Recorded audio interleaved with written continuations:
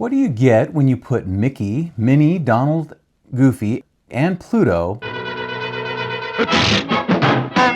on a frozen lake? One of the most charming winter cartoons Disney ever made, and a behind-the-scenes showcase of the animators who would soon shape Disney's golden age. But On Ice was more than a seasonal short. It was a turning point in Disney history.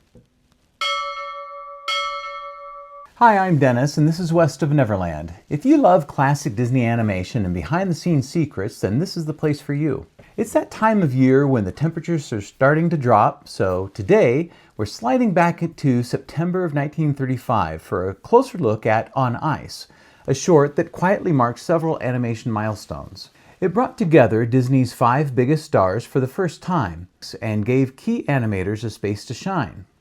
I first discovered On Ice as a teenager on the old A Walt Disney Christmas videotape.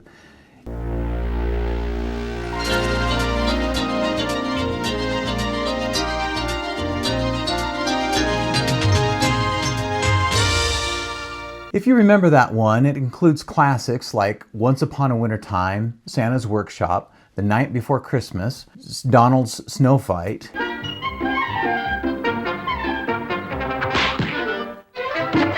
and Pluto's Christmas Tree.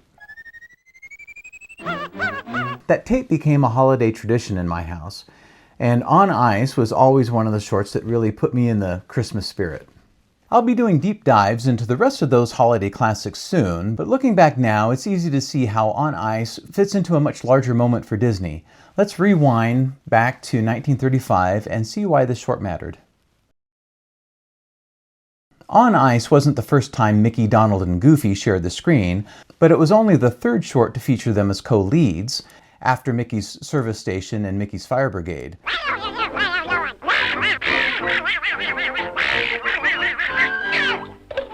What made On Ice unique was the addition of Minnie and Pluto, bringing all 5 of Disney's headline characters together in a single color cartoon. Even Horace Horsecollar and Clarabelle Cow make a cameo in the opening crowd scene. By 1935, these two had been mainstays of the Disney cartoons, but they were increasingly being overshadowed by the emerging Fab Five. In On Ice, their brief appearance feels almost like a quiet farewell, present but no longer really relevant to the story. On Ice is a brilliant example of how Disney was starting to cast animators like actors. Each character and scene was matched to animators who really understood the character. Mickey's scenes were handled by several animators, including Eric Larson, who oversaw much of the cartoon's opening. In this segment, Mickey is teaching Minnie how to skate. When she starts to wobble, he rushes in with a pillow to cushion her fall. Then he shows off his own skills with an elegant skating routine. Eventually, Mickey's showing off gets the better of him and he tries to leap a row of barrels. He crashes and ends up dangling from a no swimming sign. It's classic early Mickey, helpful, athletic, and a little too eager to impress. As a side note, there's a studio story from the scene. Animator Eric Larson drew Mickey and Minnie skating with their mouths open nearly the entire time. When Walt Disney reviewed the rushes, he reportedly complained, "Can they ever shut their damned mouths?" It was a telling moment. By this point, Mickey's default expression had become a wide open-mouthed smile, often used as a kind of visual shorthand or maybe even as a crutch. You can see it clearly if you compare 2 versions of the cartoon The Orphan's Benefit.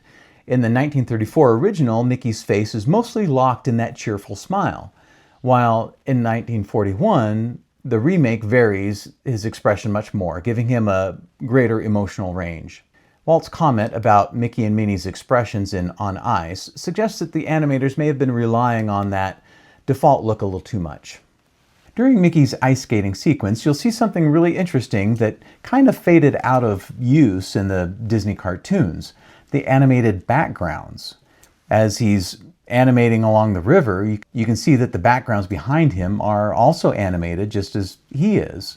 This is something that had been done as early in Mickey Mouse cartoons as in Steamboat Willie and in Plane Crazy. But I think that this probably fell out of practice because of the complications of matching the color of the animated backgrounds with the color of the painted backgrounds. Art Babbitt handled Goofy, as he was becoming an expert on the character. He captured a version of the character that the audiences were just starting to know as the Goof. This is the first time he actually has a chin. In all the others, he has a pretty flat jaw. His sequence on ice is a showcase of unconventional problem solving. Goofy arrives on the scene hauling a haphazard pile of vaguely fishing-related gear. But instead of using his rod, he sets a spittoon by the hole in the ice, carves off chunks of plug-chewing tobacco for the fish to chew, and then he waits for the fish to surface so that they can spit in the spittoon. When they do, he's ready with a club, but his timing is always off and he misses every fish. Eventually, the fish outsmart him, and one even grabs the club and starts clobbering him instead. It's classic Goofy, absurd, overly confident, and utterly outmatched, even by a fish.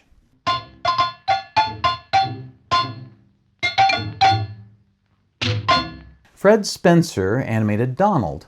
This short shows Donald's prankster personality in full form. He straps skates onto the unsuspecting Pluto's feet purely for Donald's own amusement, watching this poor dog flail on the ice in confusion. That mischievous streak builds on his earlier antics, notably in the band concert in 1935, where he disrupts the orchestra by playing Turkey in the Straw.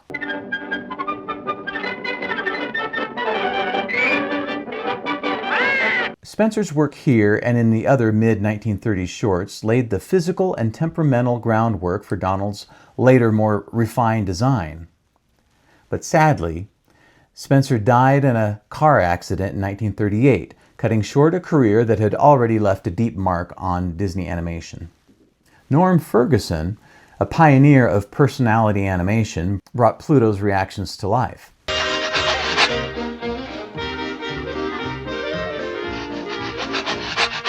The sequence follows Pluto trying to understand what's happening to his feet after Donald straps the skates onto him. He spins, slips, claws at the ice, and ultimately gives in to the chaos with wide-eyed panic.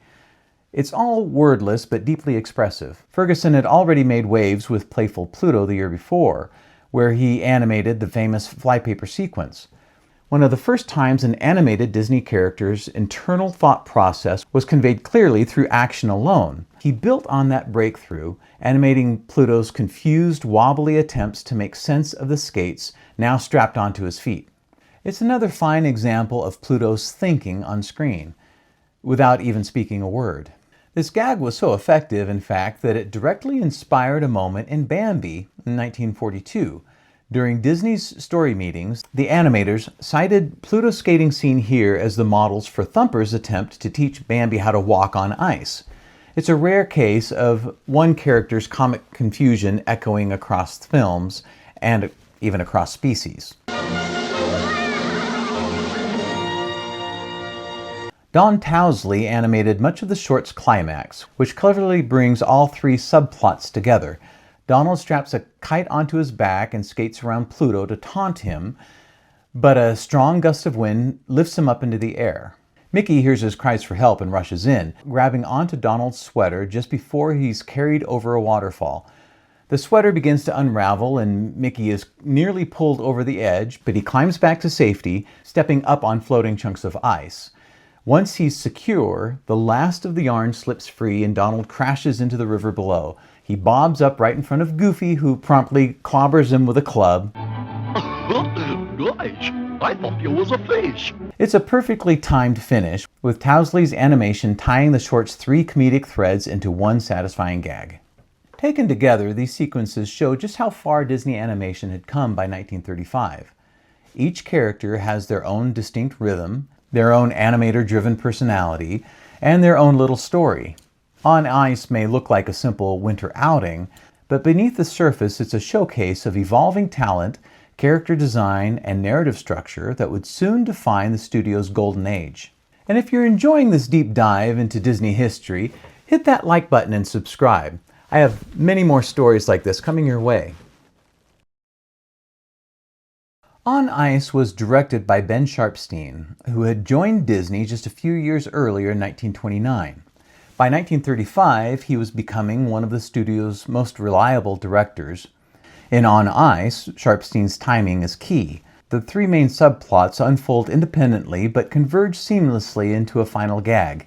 It's a deceptively complex bit of cartoon staging that relies as much on pacing as it does on performance. But speaking of performance, On Ice also features an all-star voice cast. Walt Disney continued to voice Mickey Mouse. It's a cinch. Watch me. While Clarence Nash handled Donald's now iconic squawks and grumbles. Marceline Garner returned as Minnie. And Pinto Colvig, already established as the voice of Goofy, The world owes me a living. pulled double duty here, also voicing Pluto through expressive barks and whimpers. But it's also the first time Goofy sings "The World Owes Me a Livin'." The world owes me a living. A song that had premiered earlier in The Grasshopper and the Ants. Oh, the world owes us a living. Also voiced by Pinto Colvig. Though it started as a silly symphony tune, the song quickly became associated with Goofy himself. Oh, the world owes me a living. But the voice performances and musical identity were just one part of On Ice's appeal. Visually, the short continued Disney's rapid evolution in color, animation, and technical artistry. By the time On Ice was released in 1935, color animation was still a relatively new tool for Mickey Mouse. This was only the fifth Mickey short released in full Technicolor, and the first color cartoon to officially feature Minnie Mouse. Her earlier appearance in the parade of award nominees was more of a promotional cameo. Elsewhere in the short, the team reused a classic trick, cycled animation loops to animate the crowd scene that opens the cartoon. It was a standard time-saving technique that had been used throughout the years, but in the scene with Horace and Clarabelle, there's a minor error that's caused by this cycled animation. As Horace Horsecollar and Clarabelle Cow skate through the scene and stop in front of the camera so Clarabelle can perform a semi-graceful spin, their entry animation is accidentally flipped and repeated while they're still on screen. So for a few seconds, there are two of each character. This kind of thing would usually go unnoticed in background crowds, but with named characters, it kind of stands out. Interestingly, the idea of opening a winter short with a crowd skating scene also recalls the 1928 Oswald the Lucky Rabbit short, Sleigh Bells. That short was considered lost for decades, but some of its footage has recently resurfaced. This draws a visual connection between its silent era to its modern depiction of crowds enjoying a wintertime activity. On Ice was released on October 28, 1935, distributed by United Artists as part of Disney's steady output of Technicolor shorts. By this point, Mickey Mouse had become a cultural icon, but newer characters like Donald and Goofy were quickly rising in popularity. This short takes a simple winter setting and splits it into three loosely connected subplots. Each character has their own little story, animated with personality and care, then woven together in a chaotic, crowd-pleasing finale. Contemporary reviews were enthusiastic.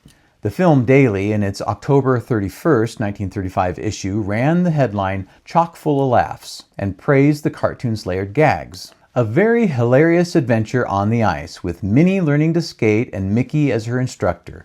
But the situation grows complicated when Donald Duck starts to play tricks on Pluto the pup, while the goof goes fishing through a hole in the ice and tries to catch the fish by feeding them chewing tobacco and waiting for them to come up and use his cuspidor so he can knock them on the head. But the fish fool him, and Pluto has the last laugh on Donald when that champ kidder falls into one of his own traps. The Philadelphia Exhibitor echoed the praise in its review, noting, "Mickey and Minnie are skating, Pluto is dozing, along comes Donald to play a prank by tying skates to Pluto's feet. Near tragedy ensues when Donald Duck, however, is almost carried over the falls by a windsail.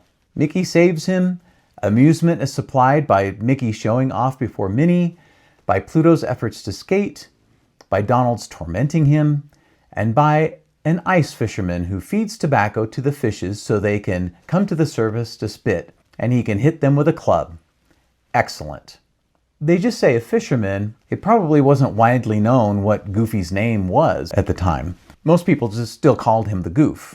Together, these reviews highlight how On Ice delivered not only strong character moments, but also the kind of inventive physical comedy that was becoming Disney's hallmark. It was a crowd pleaser through and through, and another step in the studio's creative evolution. See? There's nothing to it. Looking back, On Ice may not have been a landmark on the scale of the band concert or the Three Little Pigs. Who's afraid of the big bad wolf? But it stands out as a snapshot of the studio's deepening craft, refining personalities, building comic rhythm, and finding new ways to bring charm and character into each frame. It's a short full of motion, mischief, and vintage winter fun, and a great reminder of how even just another cartoon in the Disney pipeline could end up as a seasonal favorite, revisited year after year. Watching On Ice again takes me right back to those childhood memories, revisiting these same cartoons each year like clockwork. Do you have a favorite winter-themed Disney short? Or a cartoon that instantly puts you into the Christmas spirit? Let me know in the comments. I'd love to hear what Disney traditions you still keep today. And if you've enjoyed this look back on Ice and would like to keep going, here's another video that I'm sure you'll enjoy. Check it out, and I'll see you real soon.